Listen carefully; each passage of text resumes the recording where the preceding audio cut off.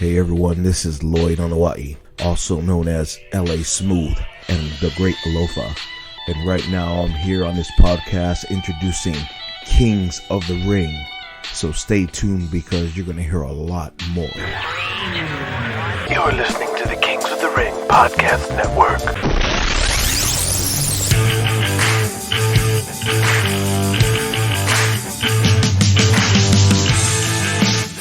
Welcome to the Kings of the Ring, a fictional wrestling saga inspired by the real-life stories of the 1980s pro wrestling era, written and produced like an ensemble cast cable drama or soap opera. Kings of the Ring is primarily a listener-supported show, and I want to shout out to the top guys of Patreon: Dom Rose, Ronnie Miller, Stuart Flaherty, Sam Hollingsworth, Duncan Clark, John Johnston IV, Biz Nasty, Chusi Mailo, Jeremiah DeBolt, John Snyder, Mark Cyrus, Justin Taylor, Matthew Rogers, Michael Sluck, Jerry Guzman, Randy Larzalier, Russ Linderman, Yosemite Smith, and Deshaun Brown, the name you're going to hear in this episode. If you are a top guy or top girl for Kings of the Ring, you will use your name for a character in the Kings of the Ring audio drama and the novels. Kings of the Ring is intended for mature audiences. Today's episode would be rated MA for profanity and sexual dialogue. Ladies and gentlemen, welcome to the Kings of the Ring. The crowd is red hot at the Von Braun Civic Center in Huntsville, Alabama, as Gabriel Angel and Apollo Sampson team up against the Southern Rebels, Cooter Wayne and Denny Wayne. The action is spilled outside the ring as Gabriel brawls with his old foe Denny Wayne. Rookie sensation Apollo Sampson finds himself paired up with the massive Cooter. Apollo throws his best haymakers and Cooter registers the punches. Then Cooter strikes back. His meaty ham hocks pound on his forehead, sending him reeling back. As Apollo steps back around the corner of the ring to get a breather, he almost stumbles over a steel chair where the ring announcer was. He quickly turns around and sees Cooter holding that chair high up in the air, seemingly forever, until it comes down, smashing him right in the face. And that is the last thing he remembers. Kings of the Ring, Episode 32, Invitations. At the Carolinas Medical Center in Charlotte, Diamond Donnie Gold rests in bed like every day. But unlike most days, he's laughing, thanks to a visit from his friend, Miss Kitty. And then he's going to attack your pussy like a wolf? What's with these St. Louis guys? Oh, I know.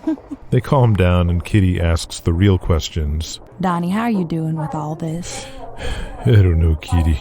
I'm getting bored. Could really use a drink or a hand job. Donnie, you are the worst. Besides, I figured you would have charmed one of these nurses to take care of you by now. But that's the thing. I can't even believe I'm telling you this. But I had a sponge bath the other day from the hottest looking babe in the hospital. I think the doctors were trying to cheer me up or something. But this redhead nurse was really put together. Tits out to here and legs a mile long. Mrs. Kitty finds herself not wanting to hear about this nurse. And she's got her blouse open. And she's soaping me up. And you know what happened? Nothing. Not a thing. And I wasn't even interested. That's just not normal for me. I don't even know who I am anymore. And walking? I mean, this pain in the back is going away, but this rehab shit ain't working. I ain't gonna be walking out of here, or walking anywhere for that matter. No wonder. You're all alone down in the dumps. You should come out to the Coliseum Saturday night. What? There's a show Saturday? No way. Donnie, everybody misses you. And once you get in that arena, hear the fans, it'll light a fire under your ass. I know it. I don't know. It would be nice to see the fellas. Come out, Donnie. Show your face. Let them know you're alive. I'll think about it. I want to see you Saturday night. Okay? Donnie looks up into her eyes, and they both smile without saying a word.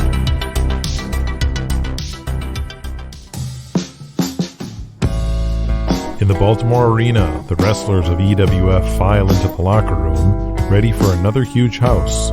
Hercules is set up next to Tommy Aloha as usual and is about to open his oversized duffel bag with his Mbutu gimmick when he looks up and his face breaks out into a huge toothy smile. Holy shit, Deshaun Brown? Deshaun Brown, a man's man in his late 30s, put together like a brick shithouse, doughy but strong and big.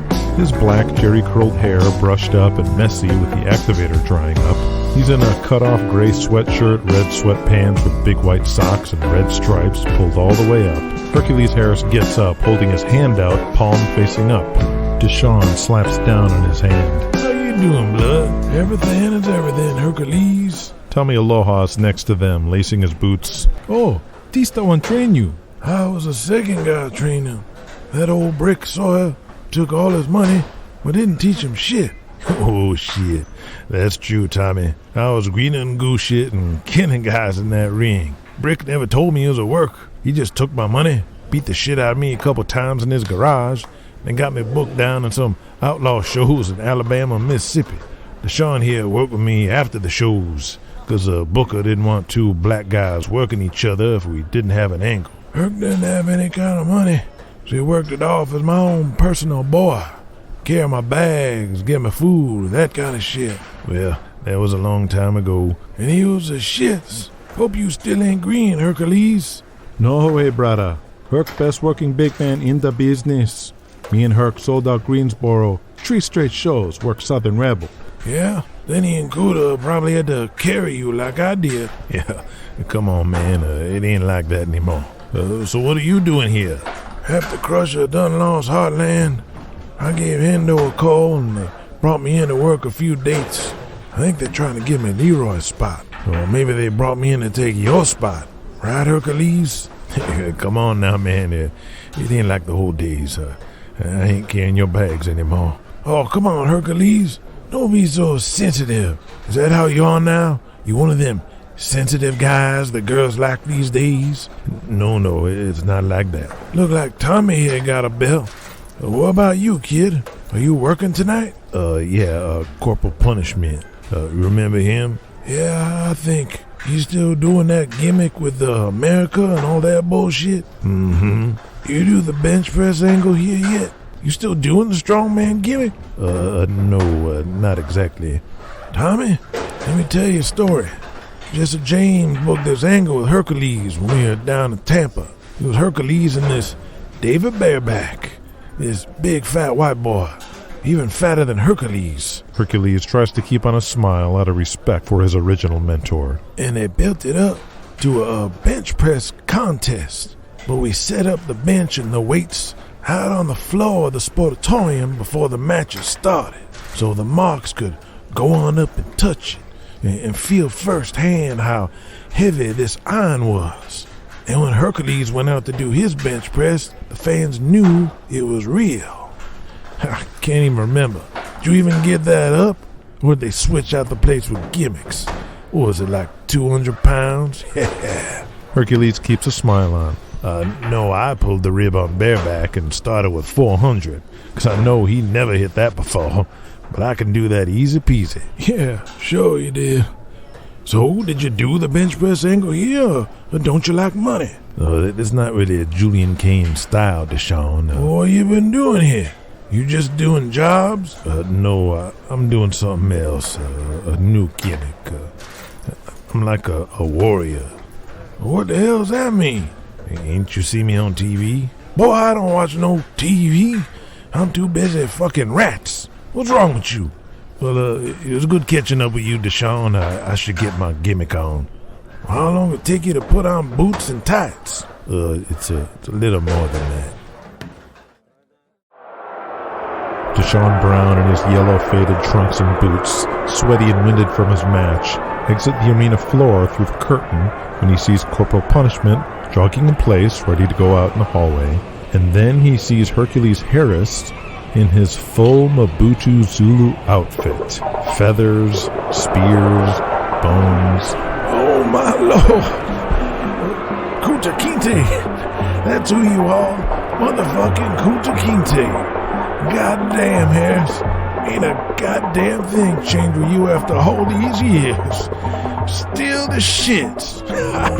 330-pound giant Hercules Harris feels 2 feet tall.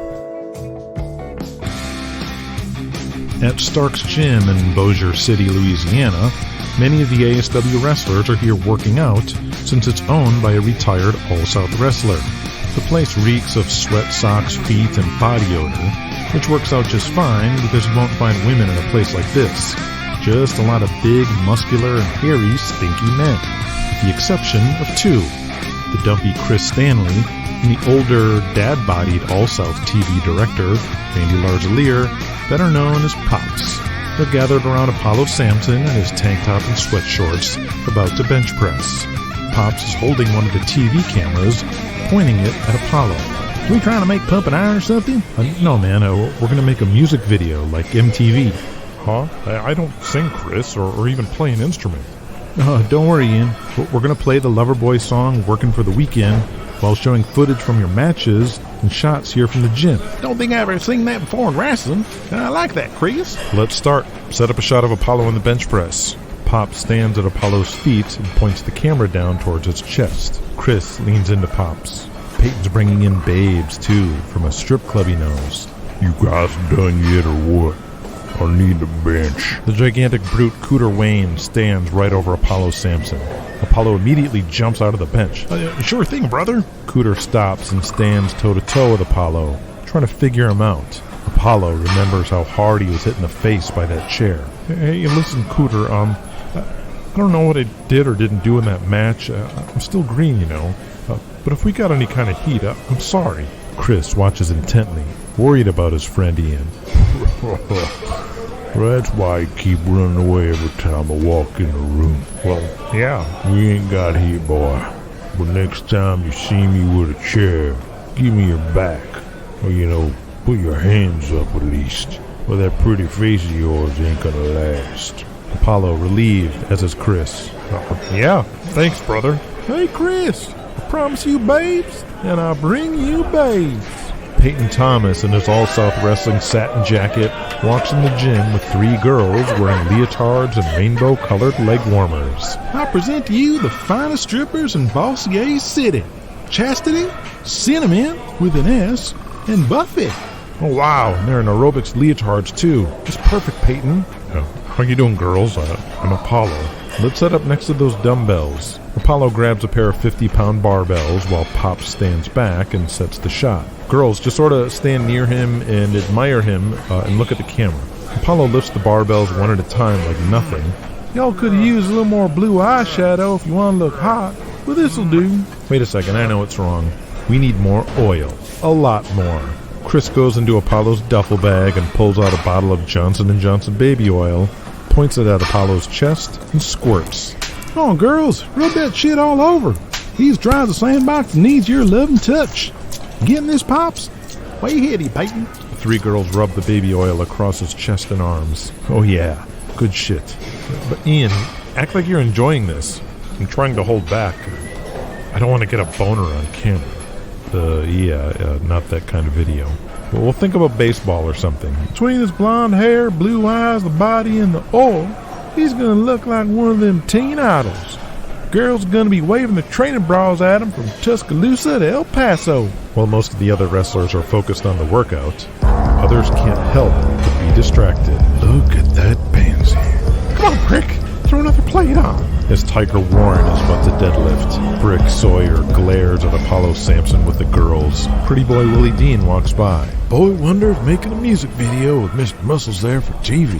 They need to do that with me if they really want to draw some money. Shoot me in a hot tub or something. Some chick blowing me while Tiger walks around chewing on a steak. It's perfect for Apollo to draw them girls like the rock and rollers are doing over in Atlanta. And I seen him on the road with the rats. Reckon he's getting more hair pie than you can shake a stick at. And he's loving it. Tiger is pissed and slams a plate down. Yeah, we'll see about that.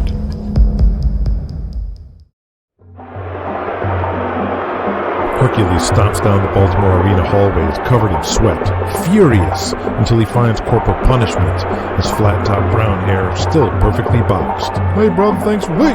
Hercules slams Corporal against the wall. Jerry's completely confused. What's going on, Herc? What happened? Why were those people all chanting and yelling, "Go back to Africa"? It was a whole fucking match. I don't know. It was probably just my promo. I said I was sending you back to Africa. Hercules holds his fist right in Jerry's face. Tommy Aloha and Mr. Yoshi, waiting for their match, run over to separate them. Brother, take it easy. I don't want to hear that shit, Jerry. Let him go. That's crossing the line with me. I heard that shit from bullies when I was a kid, every day at school. I'm sorry, brother. I had no idea. I swear. Let him go. It's just something I say whenever I'm working a foreigner. Herc gets mad again and clenches his fist. I mean the gimmick. I know you're American, Herc. I swear, it's just a promo. I say I'm sending Von Heimer back to Germany, Yoshi back to Japan. It's just a gimmick. Herc lets him down and turns to walk away, holding up his finger. Well, that shit needs to end right now. No more, Jerry. Say something else. It might be too late. Herc turns back to him. What do you mean? I cut that promo for all the markets. We got a dozen more towns that heard that promo of me sending you back to Africa. I'm so sorry. Hercules walks off as Deshaun Brown shouts from down the hallway. Hey, Kuta Kinte! Hercules, fuming, paces around like a lion. Dr. Bilson approaches with a kind hand on his shoulder. Mbutu. Harris. You call me Hercules Harris. I apologize, Harris. You seem very tense. Would you like something to calm you down? Make you forget? Get the fuck away from me. I don't want no steroids or uppers, downers. I ain't ending up like Michael and them other zombies. Just stay the fuck away from me, Doc. It's Saturday morning in St. Louis. Crusher Krawczyk sits down in the living room of his oldest son's house, where he and his wife now live. With a king can of Budweiser and a plate of baked beans on a TV tray, he switches on KPLR Channel 11 for the start of Heartland Pro-Wrestling. But instead of the usual graphics for Heartland, he sees images of the outlaw Jesse James, Diamond Danny Gold, Jivetown Express, and others he doesn't even recognize. And then comes the large yellow logo of All-Star Wrestling, and it all looks like the syndicated show for Daniel Hawkins' SCW, except instead of the usual SCW All-Star Wrestling, it says something different. I needed to see it with my own eyes. Rest in peace, Heartland.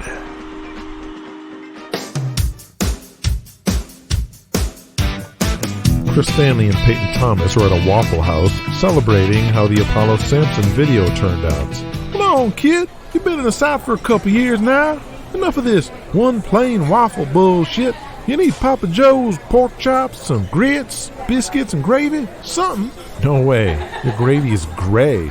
What color's it supposed to be? Come up to Philadelphia sometime and I'll show you how to eat. Geno's cheesesteak.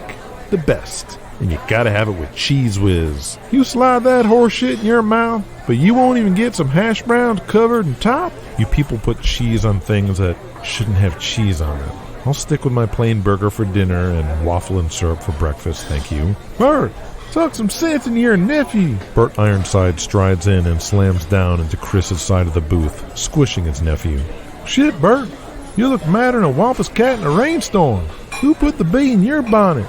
You seen what Hawkins did with Heartland? Criss and Peyton shake their heads. He not only killed Heartland officially by running their all-star wrestling tape all across Missouri and Kansas, but they switched the name. They're calling it WWA All-Star Wrestling. Wait, what? That's it? No SCW? No nothing? If they're claiming the entire alliance, what does that make us? Exactly. It's bad enough Julian Cain worked us on the Heartland auction. Now I gotta worry about this young buck Daniel Hawkins pulling shit. Coming at us from all sides, boss. What do we do? The alliance needs to have a powwow. An alliance meeting? Now? After this and the Heartland deal, it's gonna be a powder keg in that room. That's exactly why we have to. Our alliance ain't aligned right now, and we need to get it all out on the table, come together. Sure y'all can do that? Yep. We need to be reminded what this is all about, what it's always been about. The Alliance calling the shots, not Julian Cain. And the way we restore things to the way they ought to is with one big move. He looks at Criss and winks. I'm gonna need Janice to type something up. And Peyton, I'm sending you to Wild Bill's. Kings of the Ring will be back after these messages. If you just ask for a light beer, Give me a light. you never know what you'll get.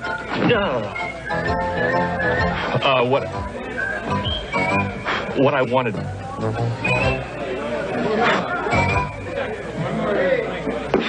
Bud Light. So if you want the less filling light beer with the first name and taste, ask for Bud Light. Because everything else is just a light. Fujifilm gives you color pictures so sharp, clear, and true to life. It's a real breakthrough. Get Fujifilm and get the true picture. Now return to Kings of the Ring. In the back of the Omni in Atlanta, the outlaw Jesse James, in his trunks and boots, but with an Oak Ridge Boys t-shirt and an STP baseball cap, walks into a side office adjacent to the locker room. Daniel Hawkins is sitting at the desk in a daze, his frizzy, receding hair even more frizzy and receding. What's eating you? I just talked to my sister. She wants me to pull the plug on SCW. What do you mean by that? The SCW name? No, everything. All of Hawkins' promotions. Pull our family out of the wrestling business. Hold on a second. Are you telling tales out of school? She saw the USA Today, where they gave credit for our shows to the Empire, and started looking at her books. She knows what I forked out for Heartland. On top of the $1 million for Atlanta, our cost for Wrestle America, Jimmy Buck. No, she needs to understand it's not that simple. We're building something special here. It doesn't matter. She's looking, and she's not liking. She usually lets me do what I want, but she said I'm draining the family fortune, and I'm an embarrassment to the family. Come on, Daddy boy, get a hold of yourself. She's just your sister. With your folks both gone, you're the man of the family, and what you say goes. Are you kidding? You don't know my sister. She's the boss of every room she's in. She runs everything in our family, starting with the bank. And nobody says no to her unless you want your balls snipped and serves you in a bowl of soup. I'm sorry, Jesse, but we're going to need to start looking for buyers. Maybe this is a good time to just settle out with Julian Cain, see what we can get, and maybe we can Now just hold your horses, Daniel, and stop spewing out such crazy talk. After all you built, we ain't selling to nobody, and we sure as hell ain't offering up the ranch to Julian Cain. Now let me talk to this sister of yours. I can tell she put a lifetime spell on you, so I ain't surprised you can't stand up to her. Daniel looks down. But this ain't the first time I've had to settle down a mad bull. I just need to explain our plans and our vision. Jesse takes the sniffling Daniel by the shoulders and looks him in the eyes. Trust me, Danny boy, I'll do this. You think? I know it. Now buck up. I don't want the boys seeing you all frazzled like you lost your last maxi pad or something.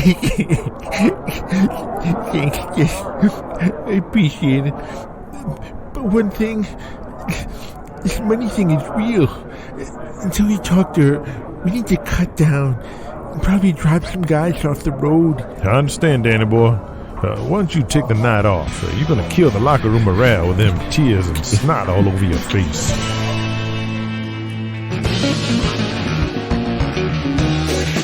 Tarzan Kid is with Marauder number 2 and Tony Carlucci, a.k.a. Chief Thunder, at the Travelodge Hotel Bar in South Philadelphia. With the Eagles game done, they're watching the Buffalo Bills versus the San Diego Chargers in a tight one. Come on, you fucking Bills, do something! Marauder, his ugly face exposed without his mask, impatiently looks at the Tarzan Kid.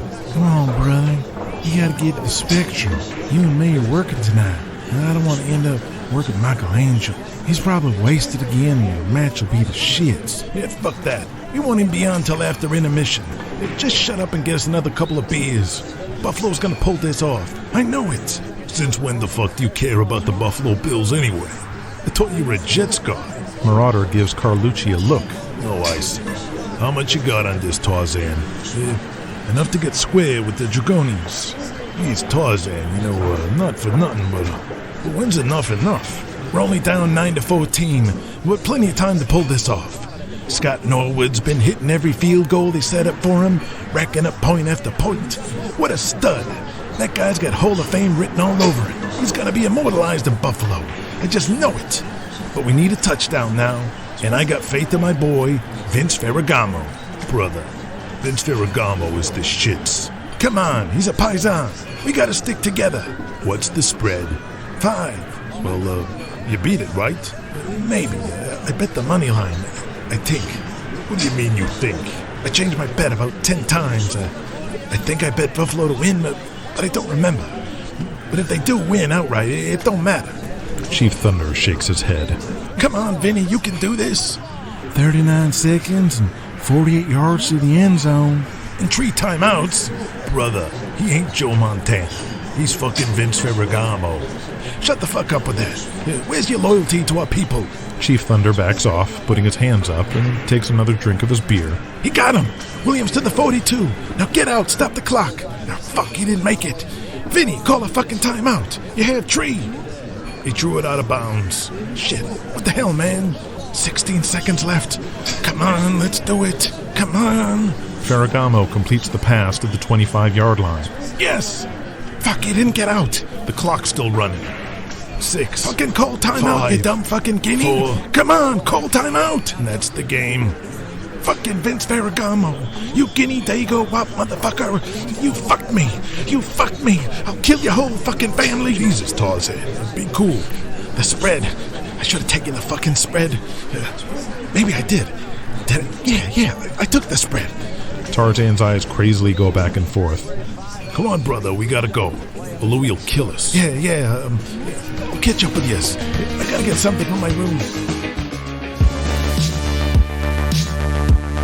In their swanky Manhattan apartment, young Cameron Cain is at the kitchen table doing homework, while his mom, Sarah Cain, has her feet up on the couch reading Hollywood Wives. Meanwhile, Julian is frustrated in the kitchen, trying to make a sandwich. What the hell is this? He stampedes into the living room. Sarah, what is this? Looks like an empty mustard jar. This isn't mustard, it's Grey Poupon, and we're out of it. She goes back into her steamy Jackie Collins novel. I told you last week we are running out of Grey Poupon. Why didn't you buy any more? Because I forgot. So what? Did you get the mail today? Yes. Did you get the invitation? What invitation? From the Sam Hollingsworth Social Society. It'd be in a gold-sealed envelope with a red ribbon. You can't miss it. Ah, so that's why you're so antsy. Why do you want to join that group anyway? They sound like a bunch of assholes. The Sam Hollingsworth Social Society has been a Manhattan institution for over 100 years. The elite of the elites have all been members. Politicians, university presidents, and the most successful businessmen in New York City. I deserve to be in it. I should be running that place. Your father was a respected businessman in New York. Was he a member? No, and that's the entire point. Julian walks out into the living room, empty jar and knife still in his hand. He was never worthy. I am. He was a carny, a huckster. I am an entrepreneur, a visionary, legitimizing the wrestling business, breaking down doors, doing things he could only dream of. Isn't that enough? No, I deserve to be at that table. I've earned my place with the elite and will bring prestige to the Cain name. Finally, the Hollingsworth Society is an executive class of the rich and powerful, and that is the key difference between us. I exude power. I demonstrate power. My father? My father was the opposite.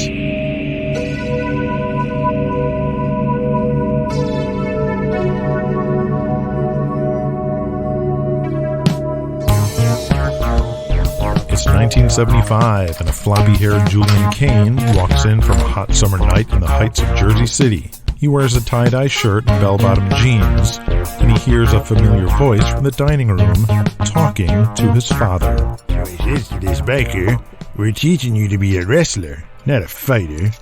And he says, "I ain't doing any of that fake shit." He said that right to your face. Jonathan Cain is flabbergasted. How despicable. So I bring in Abby and says, Abby here's gonna show you a couple moves, and then he takes him down, grabs his leg, and oh dear, Don't tell me the prince did it. Yep. Charlie snaps the chicken bone. Oh my.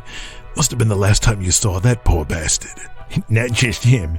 This one kid, he looked like a skinny Viking. All tall and blonde and goofy. He took one look, started puking, and walked straight out of the barn. We'll never see that wimp again. Any diamonds in the rough? One kid's a natural, a Jewish kid, Goldman. He might have it. Jonathan turns and notices Julian in the doorway, staring at them. Julian, I didn't see you there. You remember my friend Charlie Gotch, of course, from AMW. Julian doesn't say anything. He just keeps staring. Your daddy tells me you started Harvard Business School in the fall. Very impressive. My boy Nelly just graduated from Minnesota on a wrestling scholarship. And we're gonna wait. Julian turns around and leaves abruptly. I'm sorry, Charlie. That was very rude. Julian is in the kitchen while his mother does the dishes. What's he doing here? An alliance meeting tomorrow at the Waldorf. He's just stopping by. Really? And you just stand here like everything's normal while that man sits in our dining room? I told you before to stop with that talk, Julian. Your overactive imagination will be the death of you one day, I swear. Julian shakes his head as he scratches his stubbly chin. I think I would know something if I was there. Did anyone ever do anything to you? Even lay a finger on your spoiled little head? No, just that meathead Spinelli. Exactly. So count your blessings and drop it. But he's supposed to be your husband's best friend. They're business partners. Don't put a fly in the ointment. We owe everything to this alliance. It put a roof over our heads. Your father can afford to send you to this Harvard because of the alliance. Fine. What were you two talking about so intensely in the kitchen? Jonathan asks his wife and son. You were just talking about how... His mother gives him a stern look of warning. Sal Spinelli always gave me a hard time. I'm sorry about Sal. But every dog has its day. Remember that, son. They all smile and continue eating. So, anyone ever do that to you, Dad?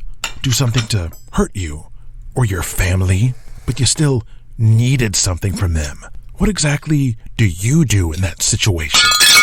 Gloria slams the dishes down. No more of this talk at the dinner table. Let's talk about something lighter. What's the latest on the Vietnam War? What? That's lighter? It's okay, Gloria. What's come over you? I'd be happy to answer, Julian. It's actually a very fine question, and I don't think you're going to hear this at Harvard Business School.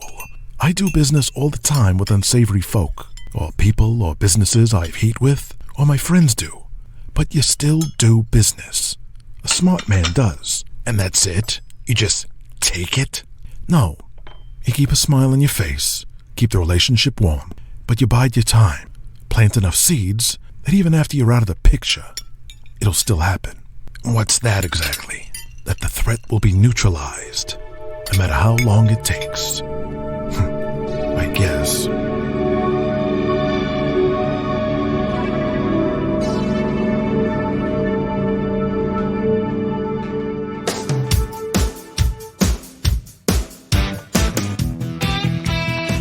At Charlie Gotch's house in Elkhorn, Wisconsin, Charlie walks along the shore of his private lake when Nellie approaches. Dad, package. Holding a cake-sized box. And I'm begging you, Pop. You're on a real shit streak with opening these packages. Nellie, since you failed to deliver me a grandson, the only thing... What? I have a son. Oh, right, I forgot about him. But that rugrat is a menace to all that's good and holy. He scribbled over your O.J. Simpson-signed USC helmet in crayon. He was 3 years old. Give him a break. Charlie waves his hand at Nellie like the Drake meme. Enough. Now let me rephrase this. Because your grandson is the way he is, Nellie shakes his head. Oh, brother. One of the few joys I have left in life is opening packages. Do you know why I enjoy opening packages? Because you never know what you're going to get. Charlie pouts as Nellie took away his favorite line to say. Pop, just let me open this. Your blood pressure is already through the roof. The doctor said you have high cholesterol, too. Ma said we need to get you off of butter and onto margarine. Such Jabberwocky that quack. I'm as healthy as a horse. Sure, a horse with heart disease. Go on. Open the goddamn package. See if I care. It's for your own good. We don't need you getting any more surprise jolts to the ticker. Nellie rips open the box. It's from Dallas. Must be Burt. Oh, It's just Nellie pulls a large white cowboy hat out of the box with a label that reads Wild Bill's Western Store. What? And you denied me the joy of opening that surprise? I'm sorry, Dad. The last 2 boxes Never again, Eddie. Never again.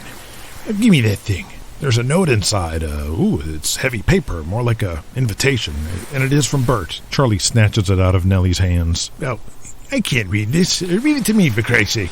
Nellie shakes his head again and takes it back and reads it. Dear gentlemen of the World Wrestling Alliance, it is time that we convened in the formal setting of an official WWA meeting once again. To air out our bad blood and wipe all slates clean. Daniel Hawkins sits in his formal dining room while his maid takes away his plate. For what we must do next. A white cowboy hat in one hand and the invitation in the other. You all have white hats because we are the baby faces in this war with Julian Cain. And at the end of the night, the baby face always has its hand raised in victory. Y'all invited to a proper Texas barbecue at the Ironside Ranch in Dallas. Raylan Crenshaw in his Cadillac in the parking lot behind Mid-South Coliseum in Memphis, his white cowboy hat already resting on his head as he reads, cigarette in the other hand. Well, we are all to wear formal cowboy attire with your white cowboy hats. And don't come alone. Bring your captains, your bookers, whoever your number 2 is. 'Cause we have business. Poor Burt. What you got up your sleeve? Namely, to formulate and plan something the Alliance should have done long ago. Burt Ironside, standing in the ASW offices as Janice types. To squash out Julian Cain and exercise the full might of the World Wrestling Alliance with one show. The Super Bowl of Wrestling.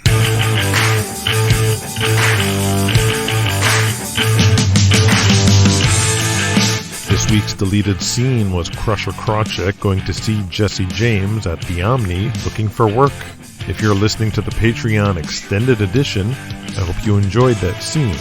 If you didn't hear that scene, that means you're listening to the standard wide release version, and I invite you to become a patron, since every episode of Season 4 will not only be available to you 2 weeks before the rest of the world, but will have at least one deleted scene and the other scenes expanded, plus access to the entire back catalog of extended edition episodes from the entire series run.